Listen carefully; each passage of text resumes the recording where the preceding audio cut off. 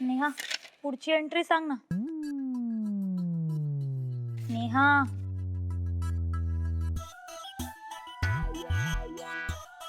नेहा, अगं लक्ष कुठे आहे तुझं? पुढची एंट्री सांग ना, मी काय विचारते तुला. काय करतोय आपण?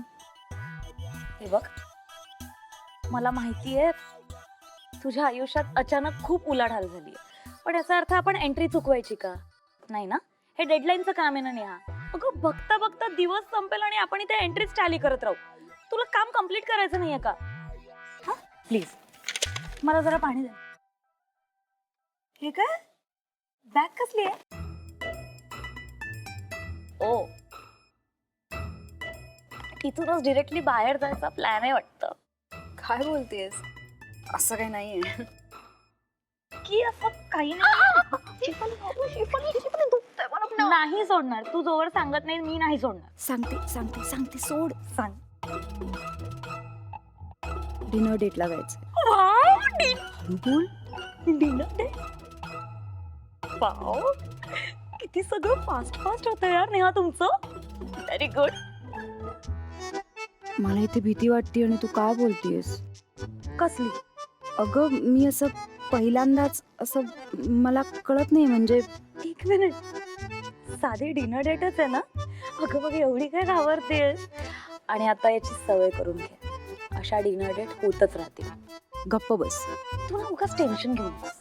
काय असतं ना, या अशा डिनर डेट्सला ना युजली एकमेकांना समजून घेण्यासाठी जात असतो.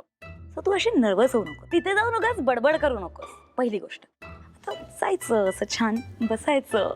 तुझ्या हातात मेन्यू कार्ड दिला ना, तर त्या मेन्यू कार्ड मध्ये बघून तू जरा कन्फ्युज होशील. कारण का मोठमोठ्या हॉटेल्स मधल्या मेन्यू कार्ड मध्ये जे काही डिशेस असतात त्याच्या नावाचा आपल्याला उच्चारही येत नसतो. बट डोंट वरी, त्यालाच म्हणायचं. तुला हवं ते मागव. आणि सगळ्यात मेन गोष्ट, 3 C लक्षात ठेवायचे. 3 C. Be cool, caring and casual. Okay? तुला बरंच माहितीये. हा, त्याचा काय उपयोग? तुला काही माहित नसून तू छान डेटला जाते आणि मला एवढी सगळी माहिती असून समीर सर मला कुठेच नेत नाहीये. पण कळत नाही का ग नेहा, किती खडूसपणे वागतात ते माझ्याशी. तुझं परत सुरू झालं? तुझ्या बरोबर असं कोणी वागलं ना तेव्हा तुला कळेल. नेहा, ती गॉर्डन अँड गॉर्डनची फाईल तुझ्याकडे आहे का? माझं ना एक काम आहे, मला झेरॉक्स काढायचे. आलेच हं मी. शुअर. सुरेश, ती जरा फाईल बघू. काय निघायचं का? निघायचं का? आज खूप काम आहे. कॉपी ठेवली सर. थँक्यू. आपण परत कधी जाऊया ना? नाही पण तू संपव ना काम, मग निघूया. तू सांग कधी निघायचं ते. नाही, एकत्र नको जाऊया. तू आधी जा, मी नंतर येते. का?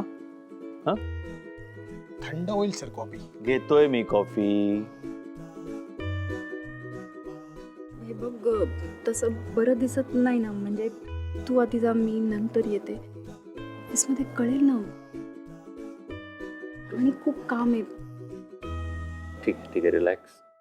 मी पुढे जातो. म्हणजे काय, तिकडे तुला रिसीव्ह करायला पण कोणीतरी असलं पाहिजे. एवढं पण काही नाहीये. नाही ना, मग एकत्र जाऊया. मी बाहेर जाऊन थांबतो, तू काम झालं की ये. Okay, that's it. नको ना. ऑलराइट.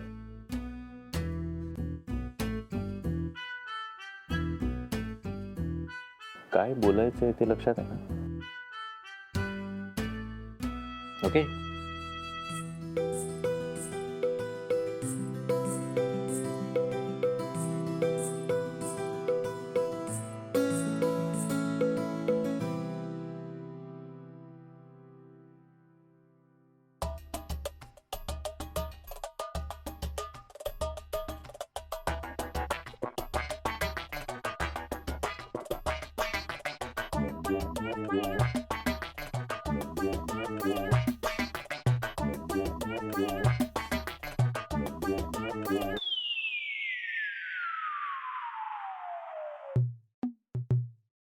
मिथिला अरे बापरे वहिनी तुम्ही चिंचाळ्याला काय झालं? अशा अचानक आला तुम्ही घाबरले ना मी गड नाही घाबरायलाच हवं. ह्याच्या पुढे ना काम करताना आजूबाजूला लक्ष ठेवायचं. काय लिखाण काय चालू आहे? हे ना मोबाईलच्या कॅलेंडर मधून ना मी मुहूर्त शोधून लिहित होते. मुहूर्त कशासाठी? आता आपल्या यशचं लग्न असेल ना मग मुहूर्त नको का शोधायला? अहो म्हणजे त्यानुसारच आपण पुढची कामं करणार ना. कपडे दागिने आमंत्रण देणं घेणं अहो एक ना दोन हजार कामं असतात लग्नाची. मग अशी ऐनवेळेस काय आपण कुठे धावाधाव करणार बरं?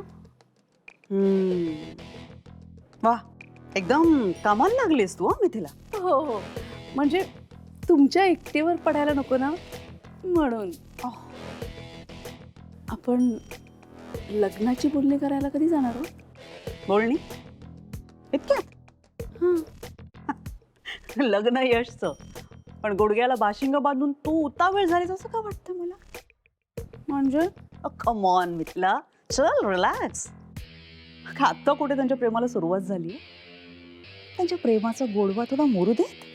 एकमेकांची सवय होऊ देत ना त्यांना. उगाच कुठे लगेच लग्नाच्या बंधनात वगैरे अडकवतेस.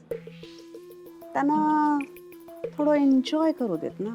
अय्या खरंच की माझ्या लक्षातच नाही आलं. वहिनी तुम्ही किती रोमॅन्टिक आहात हो. तू पण हो ना रोमॅन्टिक थोडी सेन्सिबल पण. प्रेम जेवढं जास्त गहिरं तेवढा जास्त घाव गहिरा. प्रेम ना थोडंसं मुरलं पाहिजे म्हणजे मग त्याची वाट लावताना मज्जा येते. म्हणून म्हणते मी तुला रिलॅक्स घाई करू नकोस तू. उडू देत ना दोघांना उंच आकाशात. मग कशी जमिनीवर आपटते बघ मी दांडकान. मज्जा येईल.